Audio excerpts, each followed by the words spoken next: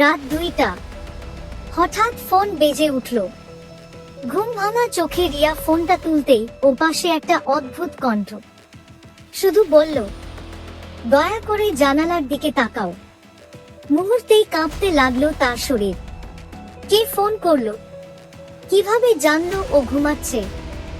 আর জানালার দিকে তাকাতেই রিয়া বোঝে আজ রাতটা আর সাধারণ নয়। কাহিনীটা এখান থেকেই শুরু। রিয়া একজন সাধারণ কলেজ পড়ুয়া মেয়ে। জীবন মানে তার কাছে ছিল ক্লাস, বন্ধু, সোশ্যাল মিডিয়া আর রাত জেগে গল্প করা। কিন্তু গত কয়েকদিন ধরে কিছু অদ্ভুত ঘটছিল। ঘরে আলো নিভে যেত নিজের থেকেই। রাত 12টার পর দরজায় কেউ কড়া নাড়ত, অথচ বাইরে কেউ থাকতো না। সে ধরেই নিয়েছিল হয়তো কারো প্র্যাঙ্ক। কিন্তু আজ রাত 2টার সেই ফোন কল সবকিছু বদলে দিল। জানালার বাইরে দাঁড়িয়ে তার পুরনো বান্ধবী মীরা। মীরা, যে 1 বছর আগেই মারা গেছে। রিয়া চোখের জলে ভেসে যায়। মীরা শুধু তাকিয়ে থাকে, আর ধীরে ধীরে মিলিয়ে যায় কুয়াশার মধ্যে।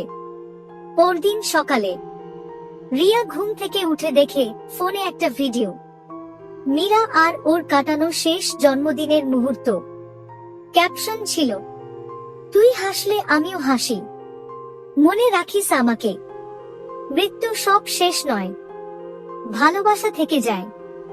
সেই বন্ধন যা সময় বাস্তব সবকিছুকে ছাড়িয়ে যায়।